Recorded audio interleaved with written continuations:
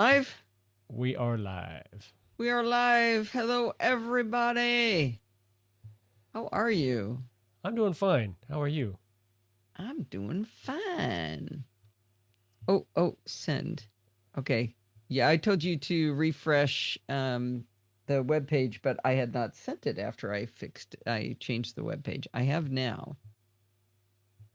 All I think right, it is time to do some quick roll call, and then we will discuss something extremely important. Roll call. We got Brett and Kevin and Lauro Mac, who is probably Guy Searle, and Rose and Rick and Sandy and Steve. Let's see, has Wheels shown up yet? Yep, Wheels is there.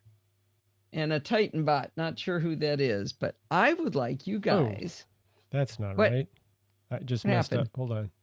Okay. I just I think space you want time to make me continuum. full screen, Steve. Yeah, let's do that. All right. Would you guys look behind me at that quilt?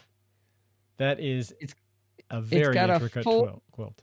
it's got a fold in it that we folded the right there to show the dedication, and it says, because she picked up a microphone in 2005, lives were linked. So this is the NosillaCastaways all linked together because of the podcast, and it's That from is cool. Sandy Foster. Well done, Isn't that Sandy. bananas? That is an impressive piece of art It is so beautiful. and practical. Yeah, she said we weren't supposed to hang it, but we wanted to hang it for the show. I plan on using it as my lap blanket when I watch TV and when my little feet are cold and my lap is cold here at the desk. Isn't that gorgeous? It is beautiful. So we're nerds, in case you hadn't noticed, and into geometry. So this is a fabulous design to start with, and it's sort of got a. Oh, hi, Jill. Didn't see you come in. Um, it's got a it's got a little bit of an MC Escher feel to it. They're not improbable, actually. The bends and curves and or bends in that, but it still is reminiscent of it, and it looks like it to me. So I am just so excited about this. Yeah, that is pretty cool. Yay! I think we'll keep that. I think so. By the way, I laid it down on the chair, waiting for Steve to hang it, and immediately a cat sat on it, and got cat hair all over it, just like I predicted. So That's recoverable. wait, Dave Ginsburg's here too. Yeah. Did you do roll call? I did do roll call. Oh, there's your photo. Let's blow that baby up. No, that's not my photo. Laura Mac took that of the screenshot. Oh, okay. Let's see if I can do this. No. Actually, here, Steve, I'm going to airdrop a picture to you. You want me to post it? I assume. Yeah. Or airdrop or Telegram? Telegram. It'll actually get there. Right. All Ooh, right. burn. All right. I think we are actually ready to start the show. What do you guys think? Shall we do it? Did you do roll call? I asked this. Oh my gosh. Did it? Answered you yes the first time you asked it. Now the second time. Now What's we wrong? got the delay. Doggone it. So it's jerking? Okay. I can yeah. Jerking and delayed. I can disconnect. Okay.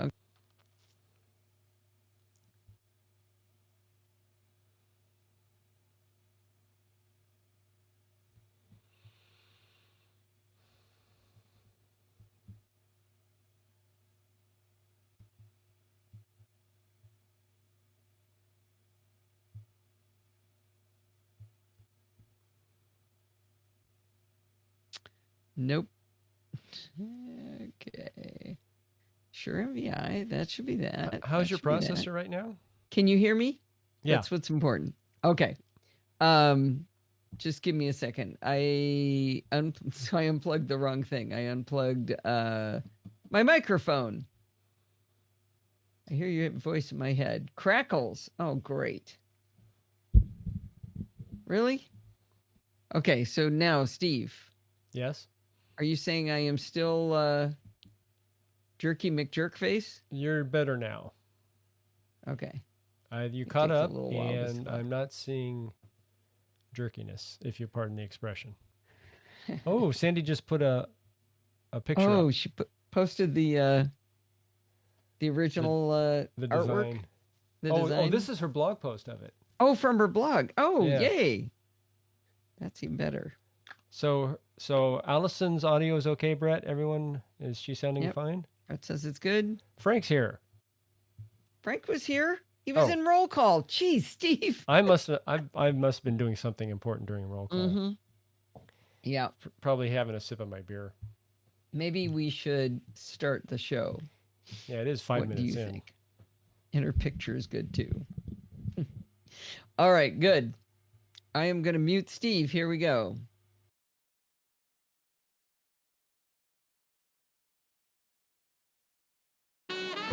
Hi, this is Allison Sheridan of the NosillaCast podcast, hosted at podfeet.com, a technology geek podcast with an ever so slight Apple bias.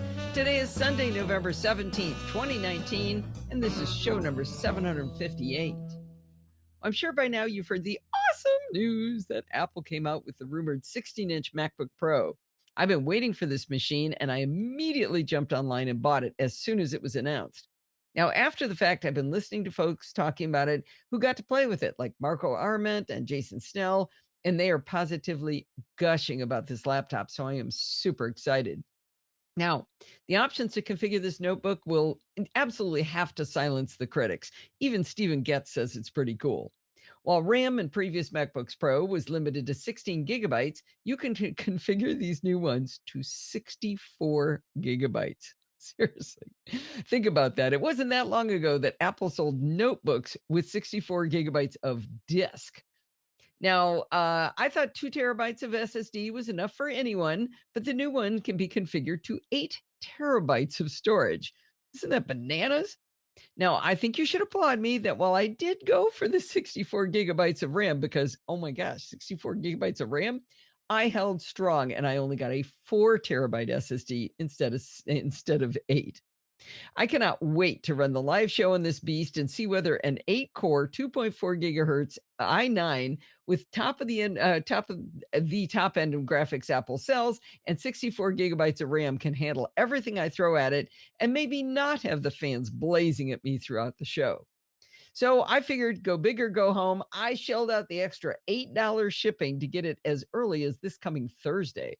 Now, the question is, do I do a pave and not migrate any apps so it's a true clean install? Or do I migrate what I just finished building a month ago, doing the Nuke and Pave and then migrating from Mojave to macOS Catalina? We'll see which I decide to do. But a mocha latte without RAM? So John wants to know if we had to take a mortgage out on the house to get that machine. I told him pretty much. Yeah, that would.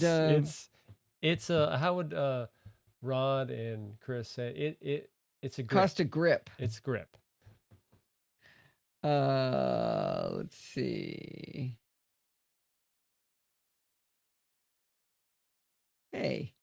What? Oh, come on. Text expander wasn't working. All right, here we go. I just did a chapter mark. Oh, Kevin told me to do it.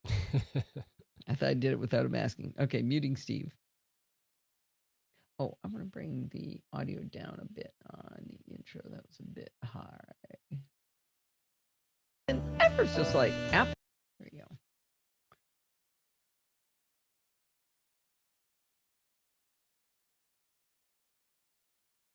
This week, Bart Bouchat takes us back through JavaScript function objects on Chit Chat Across the Pond, or otherwise known as programming by stealth. In this, he explains the 3 different ways to define a function. It was really great to have him put them all together again to refresh our memory.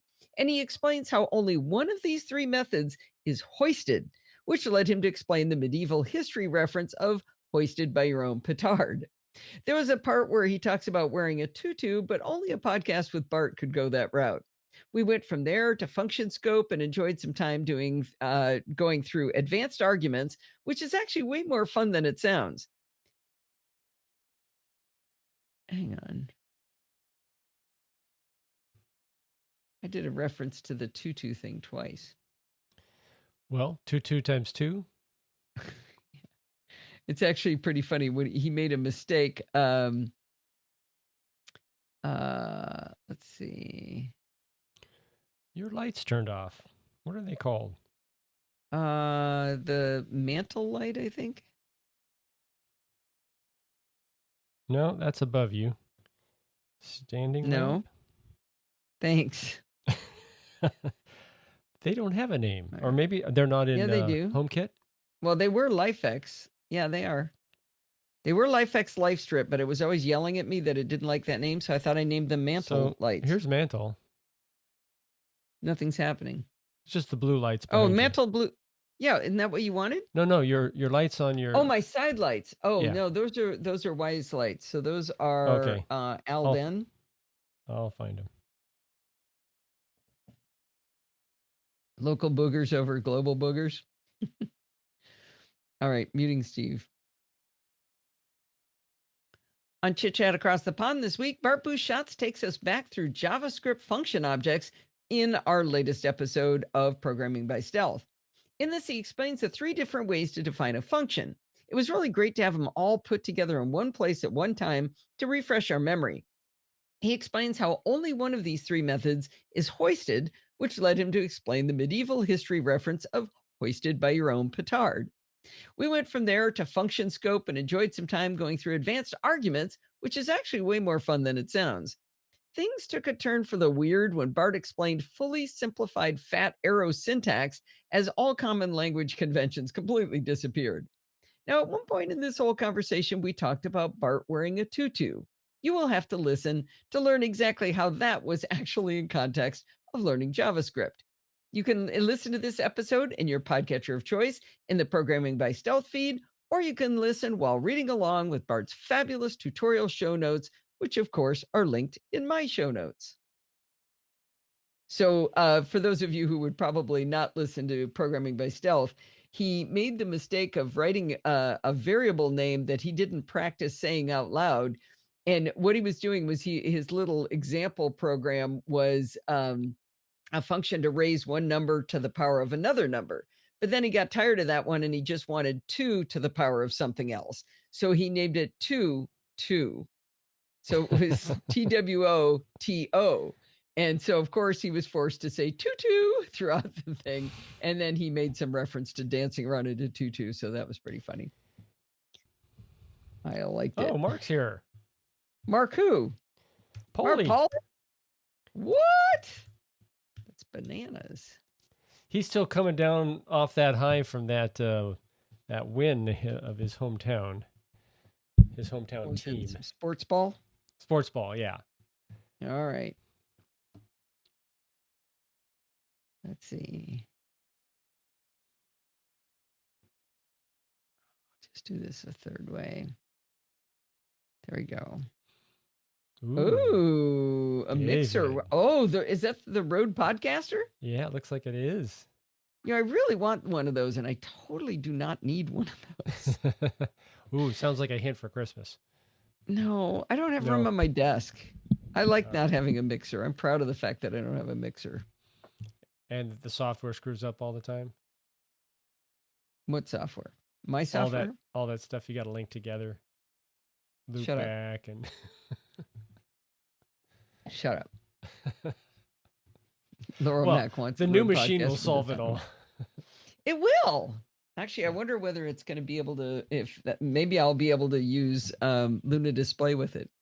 Ooh. Neither does Allison. All right, muting Steve. I was watching the news last week during the awful California fires, and they interviewed a guy who only had time to grab his family and run out of their home before it was engulfed in flames. He told the reporter that he didn't have time to get his laptop on which he had his children's baby photos, and they were not backed up. Now, I'm sure if you've been listening here and to other tech podcasts for any length of time, you have backups.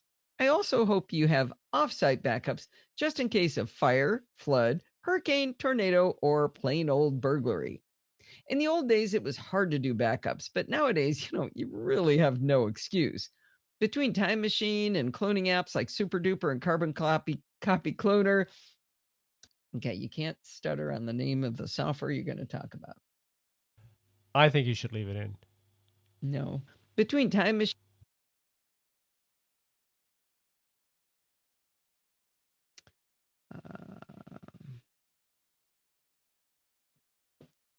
What are you doing? One thing is bothering you. Then you can see the full effect. What? Well, that was the I know, but now dedication. Yeah, now All right, fine. Between Time Machine, cloning apps like Super Duper and Carbon Copy Cloner, Backblaze for offsite backups, you really have no excuse. And you've got syncing services like Dropbox, Google Drive, OneDrive, and iCloud, which aren't truly backups, but they do give you some level of protection from disaster. Now, I've been using Super Duper for ages to do my local clone backups. I don't remember how long ago I bought it, but it's been a really, really long time. You can download Super Duper from shirt-pocket.com and use it for free to do a full clone backup. The developer, Dave Nadian, allows you to do that and entices you to buy the product by offering extra features. With the licensed version, you can schedule your backups, which I think is essential to make sure that they actually happen. You want yourself out of the loop on remembering to do your backups. You can also do incremental backups with the licensed version, so you don't have to wait for the entire disk to be cloned every time when only a few things have changed. You can exclude items as well. Maybe you don't want to back up Dropbox because, well, that's already in the cloud. You could exclude it with your licensed version of Super Duper. As Bart would say, Super Duper does what it says on the tin, but it is not an elegant or pretty application. It's more what I would call utilitarian. The website is worse than utilitarian, it's ancient. The menu bar looks like the old Aqua interface from 2000. That's 19 years ago, folks. The text on the menu bar is also fuzzy and hard to read. Now, not to pour gasoline on a fire, but the second tab on the Shirt Dash Pocket website is for a product called NetTunes. And if you go to that tab, there's a banner saying that it's not yet Leopard compatible. Seriously. Well, the website was pretty accessible on VoiceOver. There were a few crucially unlabeled buttons in the app, like the one you need to press to start the clone in Super Duper. When it came time to upgrade to macOS Catalina, I repurposed the mind map I created for my clean installs to keep track of which apps were ready to go to Catalina. I track apps in three categories: mission critical, important, and less important. With the dumpster fire that has been Apple's recent OS releases, I got to tell you, I was not in any hurry to migrate my production Mac, so I took my time and kept track of everything in my mind map. Now, I had one irritant in not going to macOS Catalina right away, and that was the Reminders app. Well, Apple gave a huge warning on iOS that if you allowed reminders to upgrade to their brand new database, you would lose your reminders on all of your other non upgraded devices. I did not heed that warning and I upgraded. And then Apple did exactly what they said would happen and erased all of my reminders on my Mojave Mac. Now, I use reminders quite a bit, and it was as annoying as heck that I wasn't getting reminded of things and couldn't create new reminders on my Mac. So I really, really wanted to go to Catalina. Finally, I was able to get to the point where all of my mission critical apps and most of my important apps were painted green in iThoughts, designating them as Catalina ready, except for one: Super Duper. When I researched the app on Shirt Dash Pocket, I learned that the app was still in beta 4 for macOS Catalina. Now, I really enjoy running beta software when it's not mission critical. Pretty much the last thing I would beta test would be my backup software. I tend to be loyal to the products and services I use, which is a bit of a curse. I have trouble just dropping one brand and jumping to another easily, and it's an instinct I have to actively fight.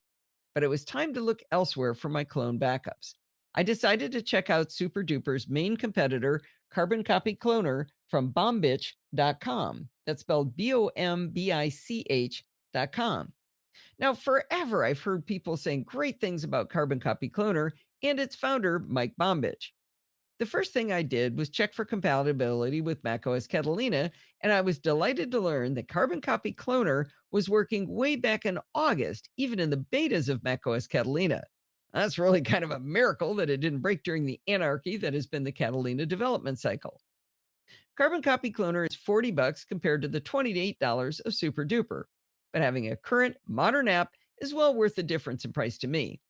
Now, this might be a great example of you get what you pay for.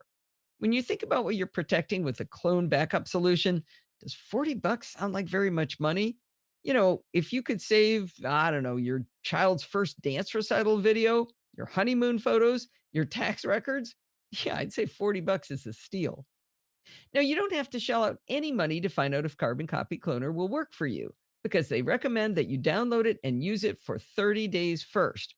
I used it for 24 hours and I decided to buy it. The interface of Carbon Copy Cloner is clean and modern, with just a few buttons across the top, a left sidebar, and a center pane that's called the task plan. Carbon Copy Cloner allows you to save different clone operations as separate tasks. I can see maybe you want to make a copy of just your tax folder onto a thumb drive and that you maybe keep in a safe, but you have another task that's your full clone backup that you take to your mom's house every week. In the left sidebar, you create these tasks and name them. The bottom left of the pane shows the volumes Carbon Copy Cloner has recognized from which you choose to copy from and to for your backups. Then in the center task plan area, you'll see the three big areas inviting you to select to choose a source, a destination, and set a schedule. The graphics are gorgeous and, more importantly, intuitive as you set up these options. When selecting a destination, for example, you'll see nice icons for your internal and external volumes, but you can also choose a folder, a new disk image, an existing disk image, or even a remote Macintosh. Now, I've only ever backed up to a local drive before, but the idea of backing up from one Mac to another is kind of intriguing. I've got a perfectly good Mac Mini sitting across the hall from me as my Plex server, connected via hardwired Ethernet. I could actually use some of its extra disk space to back up my files. When I chose the remote Mac option, I was asked to authenticate. Carbon Copy Cloner then informed me that for future connections to this remote Mac, it will use public key authentication, PKA, and it asked my permission to install my public key over on the remote Mac. That was very secure, very modern, and very, very awesome. I chose a folder on my Mac, pointed to a folder on the remote Mac Mini as a backup destination, and boom, I had a backup from one Mac to the other. I really thought that was cool. Carbon Copy Cloner has an option to send mail when a backup fails, and I'd really like to use this option, but it does not work for me. I suspect this is not Carbon Copy Cloner's fault. When Bart helped me set up what's called a cron job in Linux land to download a backup from my website every day to one of my Macs, we tried to have it send mail and it wouldn't work there either. Bart says it's my ISP blocking this function, and I never got around to figuring out if there's a way to get the ISP to stop blocking that. Okay, that was cool. But what about the big clone job? I keep my backup drive plugged in. It's a 2 terabyte Samsung T5, only $300 on Amazon right now, and of course, available in smaller sizes for your holiday shopping. Anyway, I chose the T5 as my clone backup destination and my internal drive with copy all files selected in the pull down. In the third pane, I chose a schedule to run at 11 a.m. every day. Carbon Copy Cloner includes an interesting feature called Safety Net. They explain that when people buy giant drives for the backups, they often cannot resist the temptation to use some of that storage space for other things. If you've got a 512 gig internal drive and a 3 terabyte spinning backup drive, could you resist the temptation to put other stuff over there? Well, with Safety Net turned on, those items that aren't part of the source destination can actually be preserved. I'm now learning about snapshots, so I don't completely understand another function of Safety Net. According to the documentation, if you back up to an APFS formatted destination volume, Carbon Copy Cloner creates a Safety Net snapshot on the destination. I suspect this is why my clone is taking up 1.84 gigabytes while my source disk is only 1.01 terabytes. I'm going to be poking around in there via the terminal to learn more, but for now, I'm going to assume that's why. In the old days of backups, programs saved your data in arcane data structures inoperable by anything but themselves. You had little opportunity to verify your backups, which you totally should do, and you could never migrate a backup to a new tool. One of the great joys of modern day clone backups is they look just like the source data. With a clone, you should see a duplicate of your entire file structure. When I ran Carbon Copy Cloner for the first time, I didn't bother to reformat my backup drive that I'd been using with SuperDuper, figuring Carbon Copy Cloner would probably give me a warning that it was about to erase my drive before beginning, but I didn't get that warning. I thought that was kind of odd, but it went to town running a backup, and in short order, it claimed to be finished. That's when I realized it was able to simply pick up right where SuperDuper had left off. It recognized that the destination drive had most of what I had on my source drive, and it simply brought it up to date. At least I think that's what it did. There's a very nicely formatted task history list that shows the task name, the source, the destination, the start time, and elapsed time.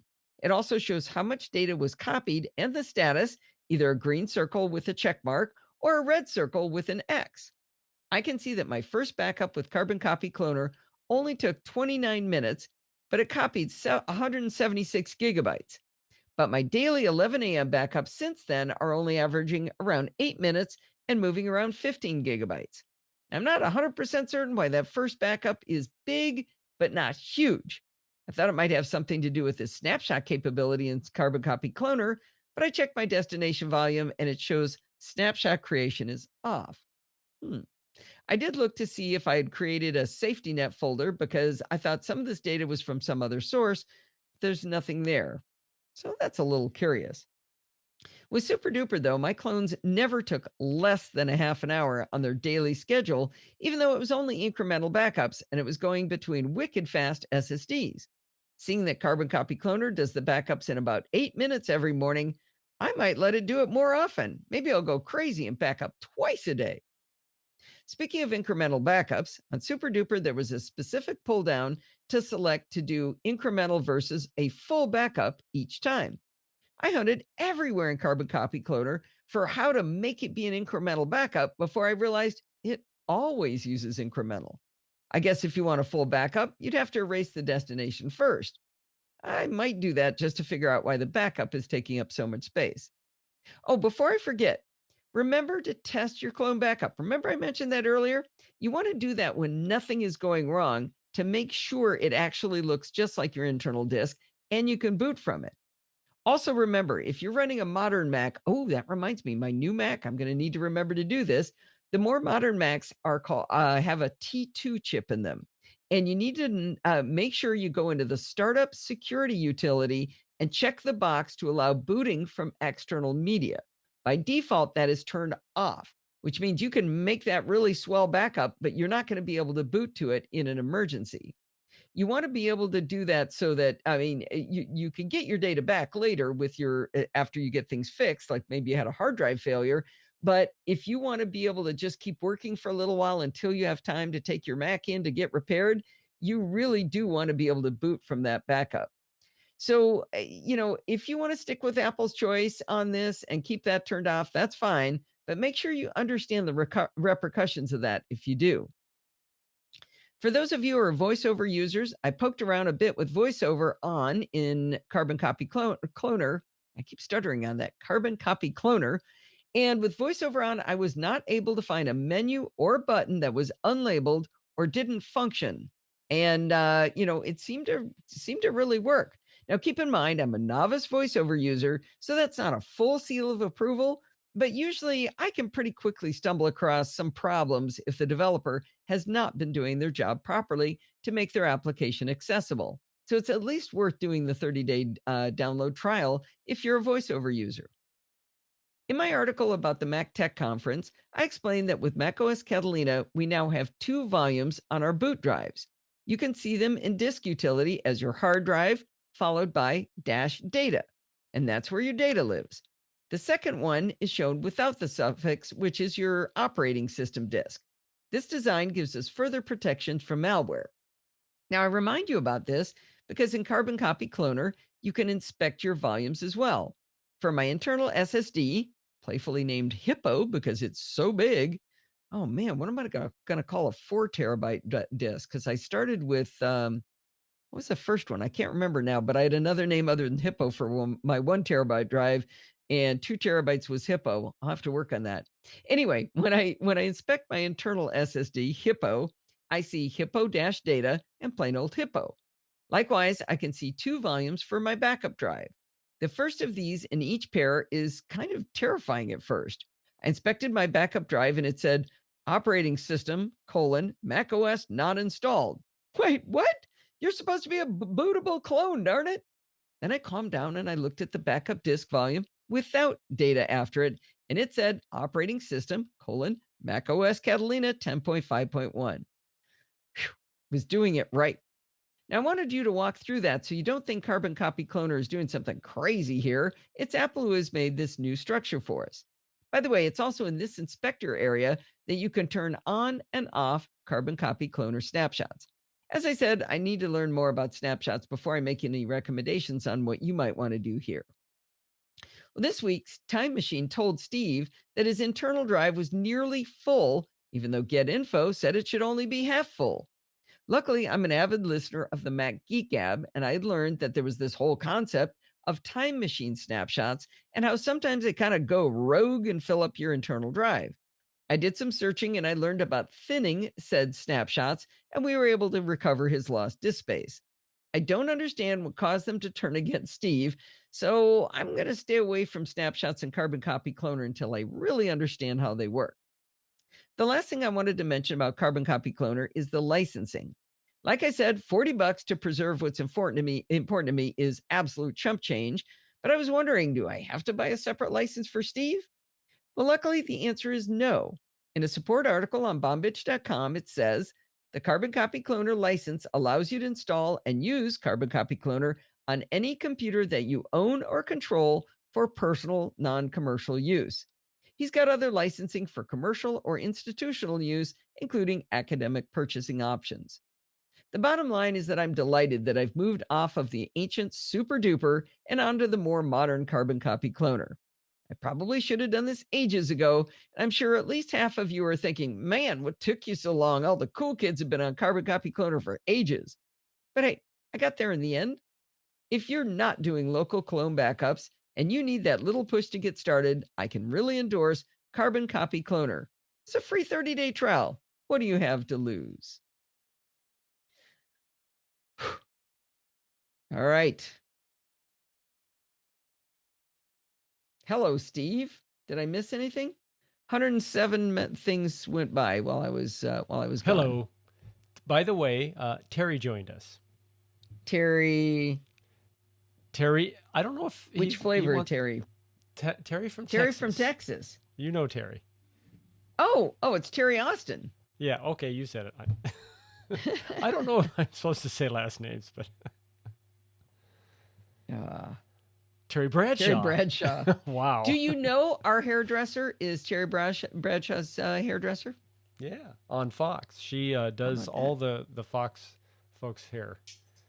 The sports network. Hey, I think Tesla has her collar on, by the way. Oh. Tesla. No jewelry. All right, it's time to talk about how Stephen died and went to heaven. Oh, my favorite. Let me get this. By the way, I'm just going to do a short intro of what this might be about. Okay. Can I show them? Yes. For only those who really follow space stuff might know what that means. Oh, Kevin's got to go. Kevin's got to go. Bye, Kevin. Take care. He's got to get up at 4 a.m. or something. Yeah. All right. Should I get going? Yeah. All right. You can drop in the one picture. Wait, what picture? Terry's got a weird avatar. That's kind of scary. Yeah, it's like I think like a 3D it's a mask face on him. He cheated and saw it on picture? Facebook. The one picture. Excuse me. Okay, I'm going to mute you. He'll crack the code on this soon. This week, Steve and I had an extraordinary experience. Pat Dengler sent me an invite to an event hosted by Women Who Code, and this event was hosted at SpaceX. And get this, they said we'd get to go on a tour of SpaceX before the event. Now, they said they welcome diversity at this event, so Steve decided to go along. Now, we'll both have to admit that the tour of SpaceX was the big draw, and I'm actually not going to talk about the women who code thing. We got there super early and yet had a lot of trouble finding the entrance. We found the door where we were supposed to go in, but it was locked. Eventually, the door opened, and I asked the gentleman coming out of it if he knew if we were at the right door for the tour. He said, "Yeah, I'm pretty sure like any tours that are going to be canceled because like they were moving equipment or something. So I don't think you have a tour." We were bummed. But you know what? Just wondered, was he really an authoritative source? We eventually found that they had moved our entry to the main lobby where we found a ton of people waiting for the tour. So that guy didn't know what he was talking about. Whew, that was close. Then we went through the check in process, but the little man behind the counter said I wasn't on the list. Oh, that's not good at all. I was like, oh no. Anyway, I pulled up my reservation on my phone, and in looking at it, we both discovered that somehow my last name had gotten changed to IN instead of Sheridan. I don't know where IN came from, but luckily they adapted and I was able to get on the list. I have to say, the tour was absolutely spectacular. And we were not allowed to take any photographs. It was so frustrating, but it turns out we were able to at least get one shot of us in the lobby and one of us outside standing in front of the Falcon 9 rocket, but nothing inside. I think in a way it helped it, I don't know, become more special because we had to just really just absorb it instead of concentrating so much on taking photos. So I'm going to try to give you a sense of how amazing it was painting a picture for you since we have no pictures to prove we actually were inside. I have to say, I'm so glad Steve was able to go because he loves all things space. And he especially loves the Falcon 9 rocket, which is built in its entirety under this one roof. We're doing the live show right now, and he's actually wearing a Falcon 9 shirt. That's how much he loves the Falcon 9. He watches every single launch, and he's a member of a Discord group for the MECO podcast. MECO stands for Main Engine Cutoff, and it's a show all about NASA, SpaceX, Blue Origin, and anyone else who is flinging things into space. So for Steve to get to go see SpaceX was a dream come true.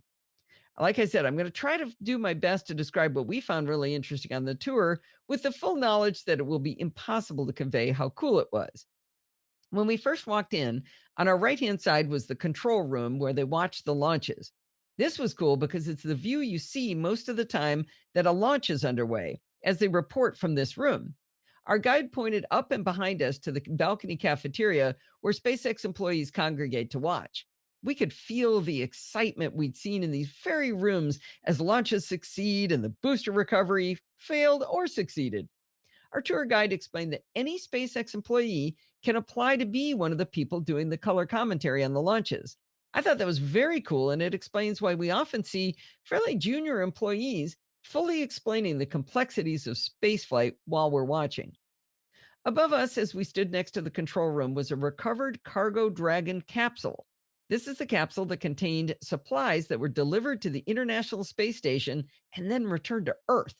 Crazy cool to stand under something that had been in space.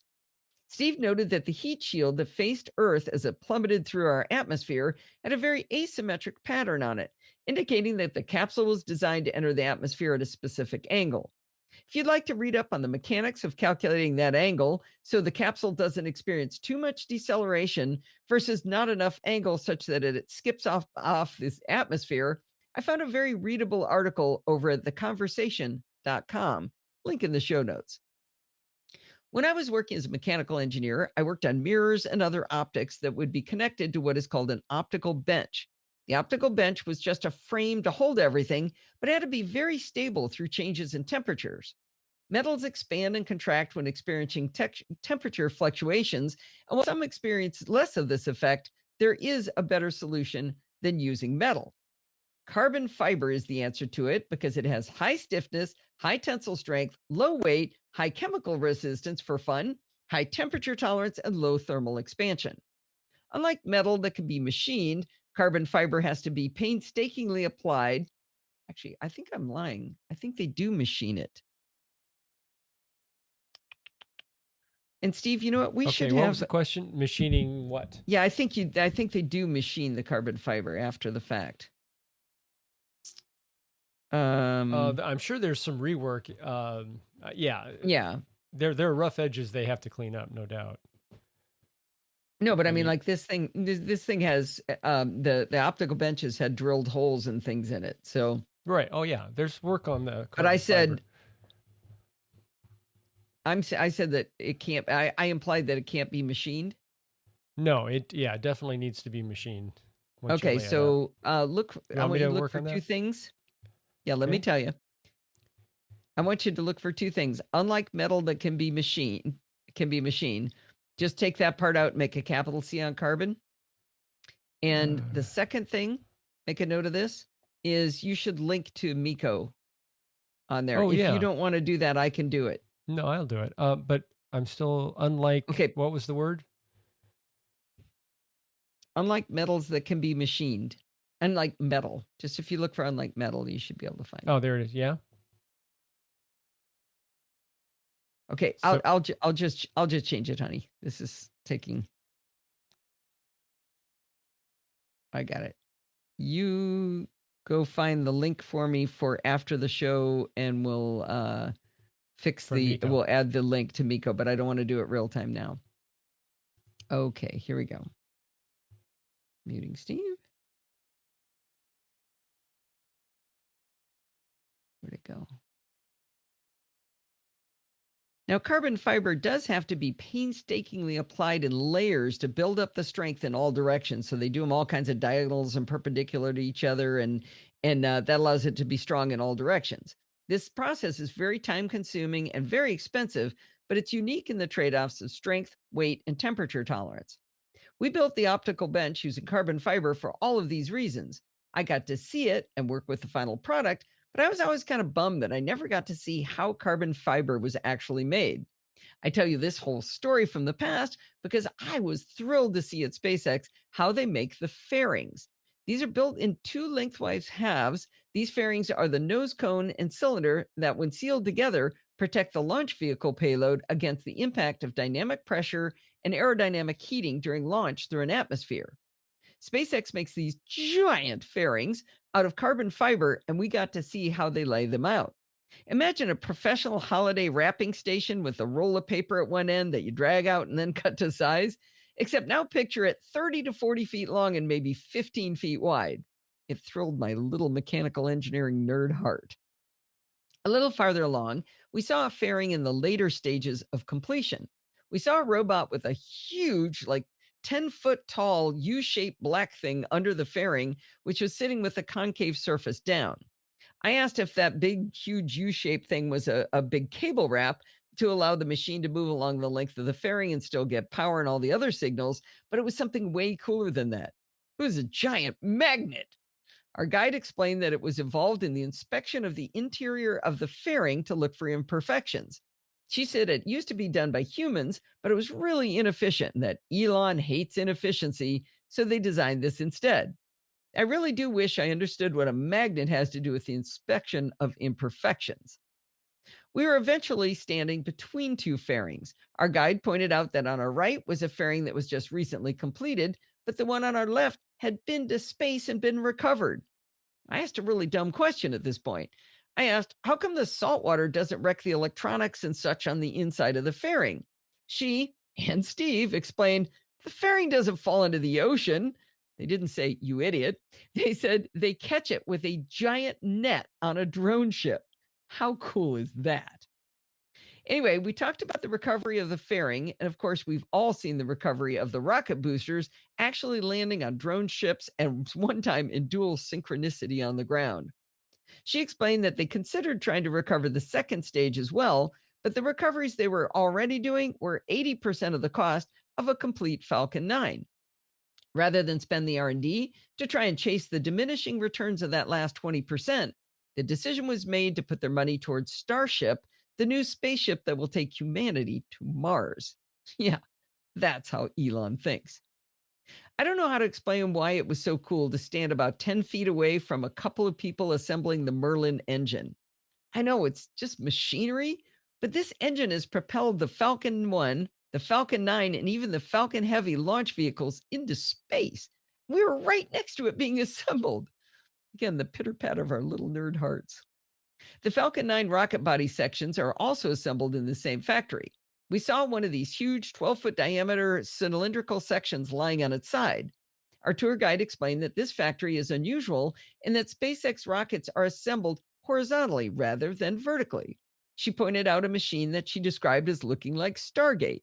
She called it that because it holds the rocket sections and then spins the two sections in opposite directions while making contact at enormous velocity. This spinning causes friction in the metals and they actually liquefy under speed, which causes friction welding. I had never heard of such a thing. And we didn't get to see it spin, but man, it was crazy cool just even imagining it doing that. Now, every part of this 24/7 running factory was accessible as this one giant open area, with one exception, and that was the 3D metal printing area. They had a window into this area, and on the outside, a video running showing how 3D printing works of metals. Now, our tour guide said that they actually create production parts in there. I was doubtful of that at first because 3D printing is really slow. Then I was thinking about it in such small production runs, perhaps that is the way they can make more complex geometries efficiently. Steve noted that there was a warning sign before entering that said breathing protection was required because of titanium dust. Okay, that's crazy. As we started back towards the front, an overhead crane started to move maybe 40 feet above our heads. We were kind of surprised they just kind of let us walk right under there. We didn't even have hard hats on, which, by the way, is something I find really comical anyway. I mean, if something went wrong with that crane, I'm not sure a hard hat would be anything more than decorative. The final thing we saw in our short tour was a real curiosity. Coming out of the wall between the command center and the balcony cafeteria was a full-sized Falcon 9 landing leg strip. We assumed it was a mock-up at first, but Steve got up really close to it and found out it was made of carbon fiber. So it was the real deal, which our tour guide then confirmed. We assume it was probably a pre-production piece, but that was still cool. It was huge. Well, after the tour was over, we found out this was the first large group public tour that they'd ever done at SpaceX. I'm sure there's like super important people who can get in. I don't know, maybe people with money or the government, but there's no way to just ask for a tour to like sign up. I want a tour. Even employees can only take in 2 friends per year. We knew this was special to us, but we had no idea how rare of an opportunity this actually was. I loved every minute of it. But I gotta say, for Steve, this is in his died and gone to heaven category of experiences. It's probably up there with hiking to Machu Picchu and swimming with penguins. Boom. You know, it might have been above those. Really? No, it was close. They were close. Well, the time was short. It was only 30 minutes, right? Right. And right. I couldn't capture it other than in my mind. Oh, so that doesn't count? Well, it's harder to relive because my memory isn't so great, but found another typo. The catch. Thank you, Rick. Rick's what? Doing a little friendly reminder you might want to put in a chapter mark. Kevin's back up here. Good. Yeah. Good job, Rick. All right. Yes, we did swim with the penguins. It's yes, not like swimming with the fishes. It's a little different. Well, we did swim with the fishes. Yeah, when we were in the Galapagos, we swam with penguins. Who knew there were in the South Pacific? That is the South Pacific, right? Yeah. It's below the equator. Yes. Well, it's right about at the equator. Yeah, it's not too far south, but yeah. South Pacific, well, I don't know. Actually, it might be right at the equator because it's part of Ecuador. Yeah, it's just a little south. Yes, no cameras in SpaceX, and yes, that does make sense. Most companies that work on government contracts do not allow that. Do not allow photos. Yeah. Friction stir welding. Yeah, I think that's, what did you call it, Al? Friction welding? Yeah. What do you mean, what did I call it? What does she call it? Well, John's calling it friction stir welding. There must be different types of friction welding. Hey, I've released the blog post. Do you know how to do the that I've updated it? Did you actually make sure is it still published? I have this problem where I accidentally unpublish things. Yeah, it is. Do you know how to add the link? I do. Do you want me to put it in right now? Uh, you could, or you could wait until I'm done and I help you do it. If you, oh, you sent me the link. That's right. I was I supposed to did. do it. It's Hang in on, your let me fix it. Telegram. Yeah, let me fix it. Sorry, I wasn't watching a chat window while I was working. Allison should be watching all forms of input. Because I think, especially since you posted it to Miko, they would probably like to see. They've already, a couple of people have already read it over there. Really? Yeah. All right. One guy said he enjoyed it quite a bit. Thank you. Oh, good. Penguins are good with caramelized onions. Oh, Frank. That's sick, Frank. Yeah, that deserves a frowny face. And All right. Muting Steve. Tiny tip coming up.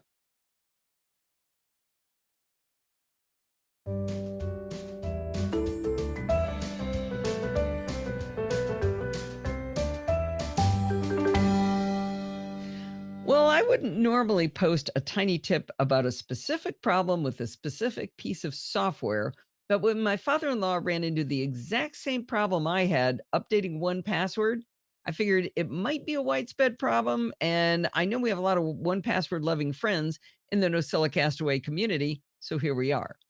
There appears to be a problem fully quitting 1Password in the version immediately before 7.4.1 from the Mac App Store. I don't know what the version is before 7.4.1 because I am now successfully updated. So it's whatever's before that. Anyway, when I saw the update thing come in for the Mac App Store, I hit the update button in the Mac App Store as I always do. Now, as always happens, it tried and then it came back and it said, "Hey, you got to quit 1Password. Can I quit it for you?" I allowed the Mac App Store to quit the app, but it didn't do the update. It didn't work. So I quit 1Password myself and tried again, but still no joy. I then went into Activity Monitor and I discovered that while 1Password itself was no longer running, the Helper app was still running. No problem. I forced quit the Helper app in Activity Monitor, but it didn't die.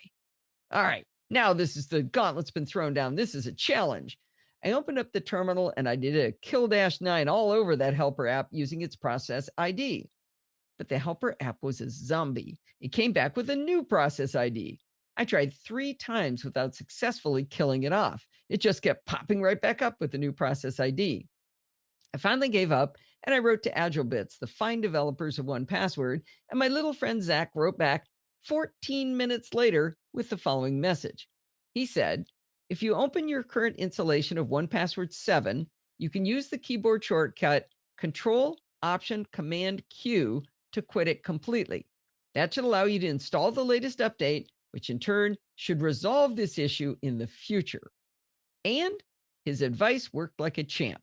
So when my father-in-law called with the same problem, Steve gave him the command and it worked for him too. Now we were thinking about why didn't Steve and his mom have the same problem? And we're wondering if it's because we're both the managers of our family plans and maybe that's the only people it affected? Not really sure. Or maybe Ken and I were just really unlucky and we're the only 2 people with this problem. In any case, I was really happy that the problem is resolved in the future after the successful update. Well, that was really, really good news. AgileBits was on top of this for me, and if you get plagued with the same problem, I hope this tiny tip will save a support call for you and for them. Oh, you have a Frank, you have a friend with the same problem. Well, it's a little Yay. different. It's a little Oh, different. the He's problem he saying and he Frank can't are having. he can't update any of his. I'm not sure if it's the App Store app that's failing or that he just can't update anything on the App Store. Yeah, he said It's it not was just all 1Password. devices, though. He said mobile and desktop. Oh, well, he's saying Yeah. Mac here. Well, what he wrote in Slack said all of them. Oh, it says Mac App Store. It. His post here in Discord. He said mobile and desktop, though. Well, okay, I don't that's know. more recent. So he's got both. I didn't answer him. So yeah, desktop or mobile devices. He says. Well, that's. You know what? You know what? Hey, Frank, I just thought of something. That almost sounds like a DNS problem or a blocking, because that would be talking to the same service. You know what I mean? Like a An network Apple problem, service? not a device problem. Okay, Sandy's been able to update too. Okay. Well, even if it was just the two of us, it gave me a chance to play my music. Right? Someone was saying, oh, Terry said he likes the music a lot. Yeah. Also, there is a video of Terry making that, of his face being extracted while the extracted face is talking. Oh, that's You might cool. want to see that. You might want to check it out. I think he used it for an intro to a class. Oh, Terry's on 6.8.9. Okay. Oh. I need to keep moving, Steve. It's 5:55. You said we were letting the kids out early, and I haven't done pledge break yet. We are supposed to. It's Frank. I just cut him off. Did you know that the NosillaCast, Chit Chat Across the Pond Light, and Programming by Stealth are not supported by ads? They're supported by you. If you find the content you gain through the Podfeed podcast to be interesting, informative, or just entertaining, please consider showing your appreciation for that value by giving some value back. Be like the awesome Ricky Rodriguez, who went to podfeed.com/Patreon and chose a dollar amount to donate per week to help support the show. It's easy, and even a $1 contribution per show adds up to a lot if enough people become patrons.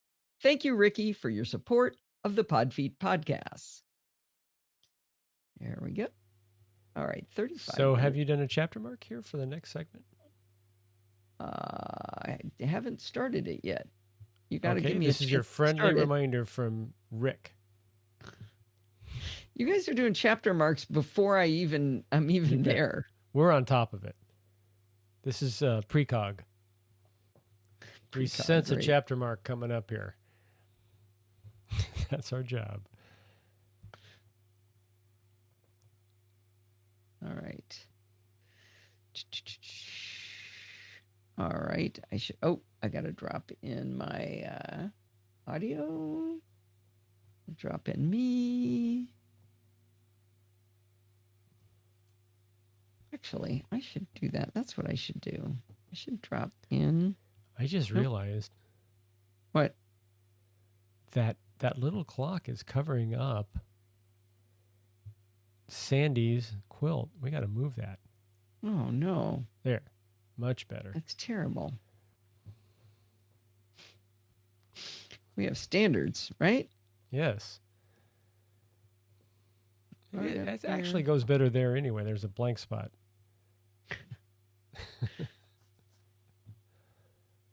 Where did you put it? You used to put it over the clock itself, but I guess my big fat No, head... I stopped doing that because we cut the clock off. Oh, because it's way up there? Yeah. Oh, there's... okay. John said, I thought it was part of the quilt. Yeah. It's amazing how she quilts these hands that move over time. It's just She's incredible really quilting. Good. It's... Okay, that's funny right there. All right, Option T, and then get rid of me.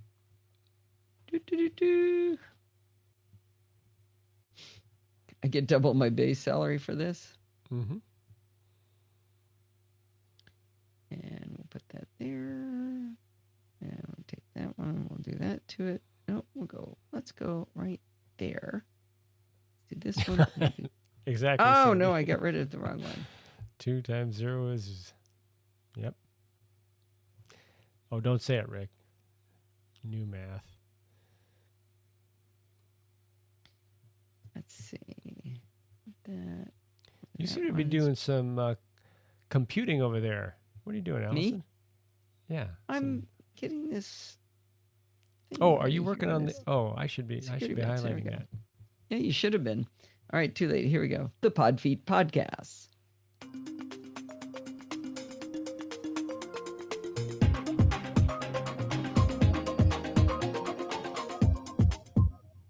Well, it's that time of the week again. It's time for Security Bits with Bart Booth Shots, and we're recording on a Sunday afternoon, evening, night. How's it going today, Bart? It is going just fine because I am indoors with the central heating on. It is literally freezing. Oh, I wish we could just level this out. It's 89 degrees at 2:45 at my house right now. It's boiling outside. Ooh. Yeah, so if we average it out, we'd both be happy. Yes, not stopping. That's weird. What? I hit stop a bunch of times. He's peaking again. It's basically saying you got to stop DOH because Oh, yeah. Google. You know It what? made no sense. Wait. It was nonsense. It was garbage. Let me do it again. He was peaking on the last one. Do it again. Actually, here. Is he monitoring? No. Can't get him to monitor his voice. There we go. All right. We're just going to use both of those because he doesn't believe me that he needs to monitor. He was just on a podcast where he was on the wrong mic.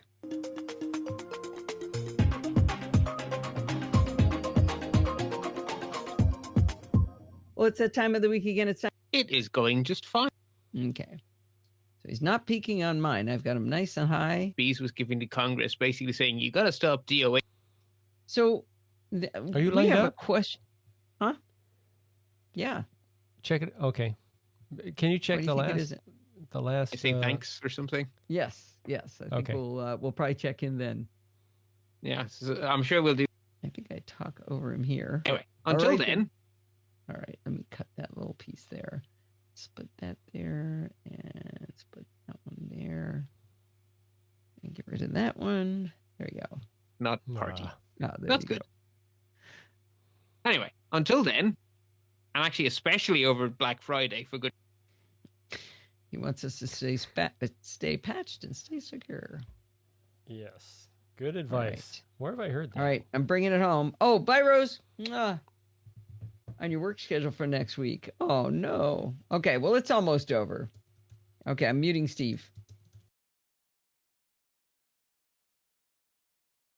Well, that's going to wind us up for this week. Do not forget to send in your dumb questions, comments, and suggestions by emailing me at allison@podfeet.com. And you can follow me on Twitter @podfeet. Remember, everything good starts with podfeet.com. You want to become a patron like Ricky? podfeet.com/Patreon. Want to join our Facebook group? podfeet.com/Facebook. Want to join our Slack community because you were just listening to all the stuff Bart said was icky about Facebook? You can do that by going to podfeet.com/Slack. And if you want to join in the fun of the live show and see in real life the amazing quilt that Sandy made for me, for all of us actually, to designate the interlocking of all of our community members here of the Nosilla Castaways, you can do that by going to podfeet.com/live on Sunday nights at 5 p.m. Pacific time and join the friendly and enthusiastic Nosilla Castaways. Thanks for listening and stay subscribed.